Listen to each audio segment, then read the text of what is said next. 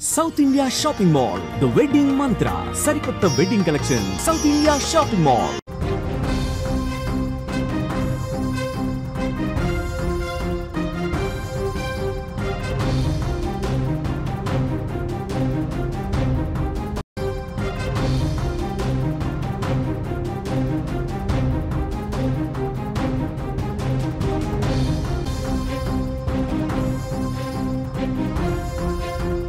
సంధి లేదు సింధు లేదు భారత్ ఇస్తున్న పాకిస్తాన్ రాష్ట్ర లేఖలకు భారత్ ఇస్తున్న సమాధానం ఇదే. సింధు జలాల విషయంలో సంధి చేసుకునేందుకు పాకిస్తాన్ చేయని ప్రయత్నం లేదు. సింధు జలాల ఒప్పందాన్ని భారత్ వెనక్కి తీసుకోవడంతో పాకిస్తాన్ తట్టుకోలేకపోతుంది. ఇప్పటికే భారత్కు ఇస్తున్న 4 సార్లు లేఖలు రాసింది పాకిస్తాన్. చివరకు ప్రపంచ బ్యాంకు దగ్గరకు కూడా వెళ్ళింది. ఇటు పాకిస్తాన్ ప్రధాని షెహబాజ్ షరీఫ్ తన మిత్ర దేశాలతో కూడా భారత్ పైన సింధు జలాల అంశంపై ఒత్తిడి చేయించే ప్రయత్నం చేస్తున్నాడు. అయినప్పటికీ ప్రభుత్వం చాలా స్పష్టంగా సింధు జలాల విషయంలో సంధికి అవకాశం లేదని తేల్చి చెప్పింది. రక్తం నీరు ఒకే చోట కలిసి ప్రవహించబోవన్న ప్రధాని మాటలకు కట్టుబడి ఉన్నామని తేల్చి చెప్పింది. పాకిస్తాన్ ఉగ్రవాదాన్ని అంతం చేసిన తర్వాతే సింధు జలాలపైన ఆలోచిస్తామని భారత్ పాకిస్తాన్కు తెగేసి చెబుతోంది. దీంతో దిక్కుతోచని స్థితిలో పడింది పాకిస్తాన్. ఇదిలా ఉంటే జమ్మూ కాశ్మీర్లో భారత ప్రధాని నరేంద్ర మోదీ పర్యటన పాకిస్తాన్కి మరోసారి వణుకు పుట్టించింది. కశ్మీర్లో యువతకు ఉపాధి లేకుండా చేయటం కోసం, కశ్మీర్ ప్రజల జీవనోపాధిని దెబ్బ కొట్టడం కోసమే పాకిస్తాన్ ఉగ్రవాదాన్ని పెంచి పోషిస్తుందని నిన్న మోదీ వ్యాఖ్యానించారు. కశ్మీర్ టూరిజాన్ని దెబ్బకొట్టే ఉద్దేశంతోనే పహల్గామ్లో ఉగ్రదాడి జరిగిందని చెప్పుకొచ్చారు. అయితే ప్రధాని వ్యాఖ్యల్ని పాకిస్తాన్ ఖండించింది. పహల్గామ్ దాడితో తమ దేశానికి ఎలాంటి సంబంధం లేదని చెప్పుకొచ్చింది. భారత్ ఇంతవరకు పాకిస్తాన్ పాత్రను నిరూపించలేకపోయిందని విమర్శించింది. పాకిస్తాన్ వ్యాఖ్యలపై తీవ్రంగా స్పందించిన భారతదేశంలో పహల్గామ్ దాడితో సంబంధం లేదని పాకిస్తాన్ మాట్లాడడం దారుణమని విమర్శించింది. मानवता का विरोधी, मेलजोल का विरोधी, टूरिज्म का विरोधी,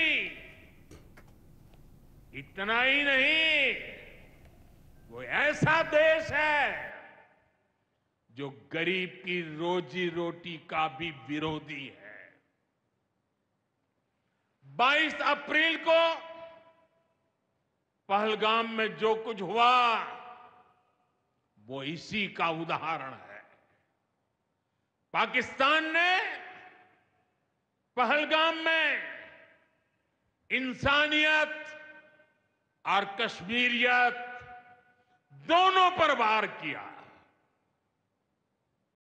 हमारे पड़ोस का देश మోదీ వ్యాఖ్యలు నిన్న భారతదేశంపై పాకిస్తాన్ విషం కక్కడం వెనుక ఉన్న ఉద్దేశాన్ని చెప్పకని చెప్పారు.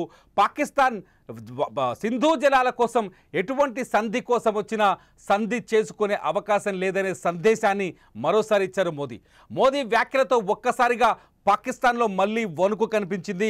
పాకిస్తాన్ విదేశాంగ శాఖ, పాకిస్తాన్ జలవనరుల శాఖ మోదీ వ్యాఖ్యలపైన మళ్ళీ స్పందించింది.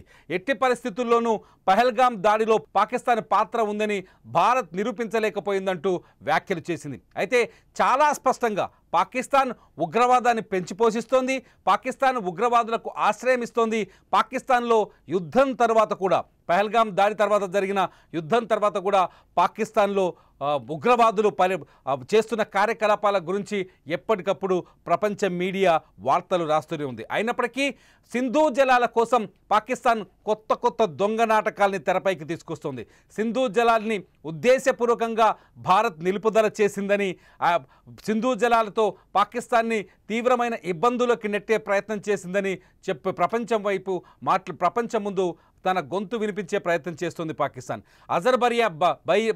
అజర్బైజాన్ పర్యటనలో పాకిస్తాన్ ప్రధానమంత్రి షెహబాజ్ షరీఫ్ మాటలు పూర్తి అబద్ధమని నిరూపించినప్పటికీ పాకిస్తాన్ పదే సింధు జలాల కోసం భారత్ని రెచ్చగొట్టే ప్రయత్నం చేస్తుంది. నిన్న ప్రధాని మోదీ ఏదైతే నిన్న కశ్మీర్లో పర్యటించిన తర్వాత ఆయన చేసిన వ్యాఖ్యలతో పాకిస్తాన్కి మళ్ళీ వెన్నులో వణుకు పుట్టినట్టయింది.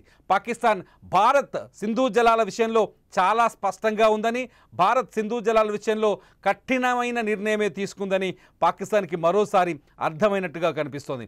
సింధు జలాల్ని పాకిస్తాన్ భూభాగంలోకి వదలాలి అంటే ఉగ్రవాదాన్ని పూర్తిగా పాకిస్తాన్ని అంతం చేయాల్సి ఉంటుందని భారత్ చాలా స్పష్టంగా చెప్తుంది. ఇదంతా చూస్తుంటే పాకిస్తాన్ కేవలం ఉగ్రవాదం మీదే ఆధారపడింది, ఉగ్రవాదుని పెంచి పోషిస్తోంది, ఉగ్రవాదుల్ని తయారు చేసి ప్రపంచం మీదకు వదులుతోంది. పహల్గాం దాడి తర్వాత పాకిస్తాన్లో ఉగ్రవాదులు ఏ స్థాయిలో ఉన్నారో ప్రపంచానికి అర్థమయ్యేలా చెప్పింది భారత్. ఆపరేషన్ సింధూర్లో ఏకంగా 9 ప్రాంతాల్లో 25 నిమిషాల్లో దాడులు చేసి దాదాపు 11 ఉగ్ర స్థావరాల్ని ధ్వంసం చేసింది భారత్. ఈ ఉగ్ర స్థావరాల ధ్వంసం పైన పాకిస్తాన్ ఇప్పటి వరకు నోరు విప్పలేదు. తమ సివిలియన్స్ పైన దాడి చేసిందని అబద్ధాలు చెప్పే ప్రయత్నం చేస్తూ వచ్చింది పాకిస్తాన్. అయితే పాకిస్తాన్ ఉగ్రవాదుల శిబిరాన్ని ధ్వంసం చేస్తే భారత్ పైన డ్రోన్లతో దాడులకు పాల్పడింది పాకిస్తాన్. అటువంటి పాకిస్తాన్ ఇప్పుడు యుద్ధంలో గెలిచామంటూ ప్రపంచ పర్యటన చేస్తుంది. యుద్ధంలో గెలిచామని చెబుతూ మిగతా దేశాన్ని, భారత్ మిత్ర దేశాన్ని కూడా నమ్మించే ప్రయత్నం చేస్తూ వస్తుంది. అయితే పాకిస్తాన్ చేస్తున్న ఈ వ్యాఖ్యల్ని భారత్ ఎప్పటికప్పుడు తీవ్రంగా ఖండిస్తోంది. భారత్ పాకిస్తాన్ ఉగ్రవాదాన్ని ఏ విధంగా పెంచి పోషిస్తుందో ప్రపంచానికి అర్థమయ్యేటట్టు చెప్పేందుకు ఒక దౌత్య బృందాన్ని ఏర్పాటు చేసింది. 7 సభ్యులు కలిగిన 7 దౌత్య బృందాలు, పార్లమెంట్ ఎంపీలతో 7 దౌత్య బృందాలు ఏర్పాటు చేసి 33 దేశాలకు పంపించింది. ఈ 33 దేశాల్లో పాకిస్తాన్కి సంబంధించిన దుర్మార్గాలని, పాకిస్తాన్ భారత్లో ఉగ్రవాదం ద్వారా పాకిస్తాన్ ఏ విధంగా ఇబ్బంది పెడుతుందనే అంశాన్ని ఈ 33 దేశాలకు అర్థమయ్యేలా చెప్పింది. మలేషియా చాలా స్పష్టంగా పాకిస్తాన్కి ఒక గట్టి షాక్ ఇచ్చిందని చెప్పాలి. పాకిస్తాన్ ఇస్లాం దేశమైనప్పటికీ, మలేషియా ఇస్లాం దేశమైనప్పటికీ పాకిస్తాన్ మాటల్ని నమ్మే స్థితిలో మేము లేము. పాకిస్తాన్ ఉగ్రవాదాన్ని పెంచి పోషిస్తుందని మేము బలంగా విశ్వసిస్తున్నామని చెప్పుకొచ్చింది. ఇదంతా చూస్తుంటే ప్రధాని మోదీని టార్గెట్ చేయడానికి పదే ట్రై చేస్తుంది పాకిస్తాన్. మోదీ మాటల్ని ఖండించే ప్రయత్నం చేస్తుంది, కానీ చేసిన తప్పుల్ని సరిదిద్దుకోవడానికి మాత్రం పాకిస్తాన్ ఇంతవరకు ముందుకు రాలేదు. ఇదిలా ఉంటే సింధు జలాన్ని ఆపితే బ్రహ్మపుత్ర నదీ జలాన్ని ఆపుతామని బెదిరిస్తోంది పాకిస్తాన్.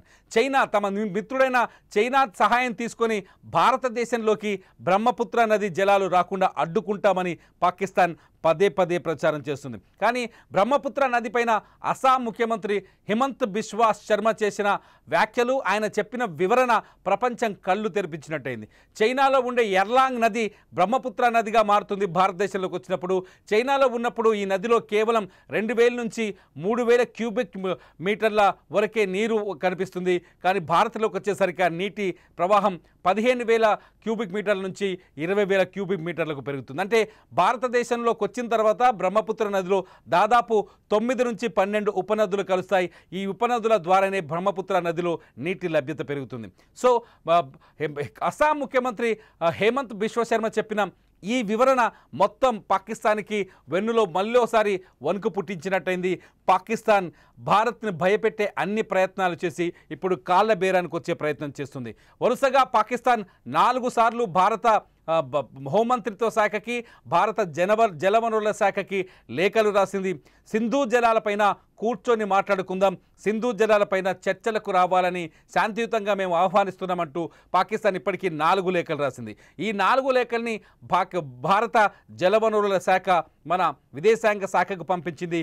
విదేశాంగ శాఖ 4 సార్లు ఒకే రకమైన సమాధానం చెప్పింది. ఎప్పుడైతే ఉగ్రవాదాన్ని పాకిస్తాన్ అంతం చేస్తుందో, ఎప్పుడైతే భారత్ అడుగుతున్న ఉగ్రవాదుల్ని పాకిస్తాన్ భారత్కు అప్పగిస్తుందో అప్పుడు సింధు జలాల గురించి చర్చిద్దామని చాలా స్పష్టంగా భారత్ తేల్చి చెప్తోంది. దీంతో పాకిస్తాన్కి దిక్కుతోచని పరిస్థితి ఏర్పడింది. ఎందుకంటే పాకిస్తాన్లో సింధు జలాలే పాకిస్తాన్కి ఆయువు, సింధు జలాలే ఆక్సిజన్. ఒకవేళ సింధు జలాలు నిలిచిపోతే పాకిస్తాన్లో 80% వ్యవసాయం కుదేలవుతుంది. ఇప్పటికే పాకిస్తాన్లో ఉన్న 2 ప్రాజెక్టుల్లో మంగళ, అట్లాగే మరో ప్రాజెక్టులో 50% వరకు నీటి లభ్యత తగ్గిపోయింది. 50% వరకు నీరు బయటకు వెళ్ళిపోయింది.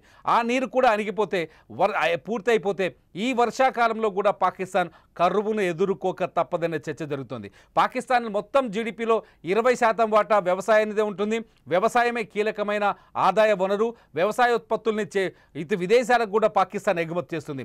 ఒకవేళ సింధు జలాల నీళ్లు ఆగిపోతే పాకిస్తాన్లో వ్యవసాయం నాశనం అయిపోతుంది. పాకిస్తాన్ జీడిపి పైన కూడా తీవ్రమైన ప్రభావం కనిపిస్తుంది. ఇప్పటికే ఆహార కొరతతో ఆహార వస్తువుల ధరలు అడ్డగోలుగా పెరిగిపోయి పాకిస్తాన్ తీవ్రమైన ఇబ్బందుల్లో ఉంది. ఈ పరిణామాల నేపథ్యంలో పాకిస్తాన్కి ఇప్పుడు దిక్కుతోచని పరిస్థితి ఏర్పడింది. భారత్ మాత్రం చాలా స్పష్టంగా చెప్తోంది, సింధు లేదు, సంధి లేదని.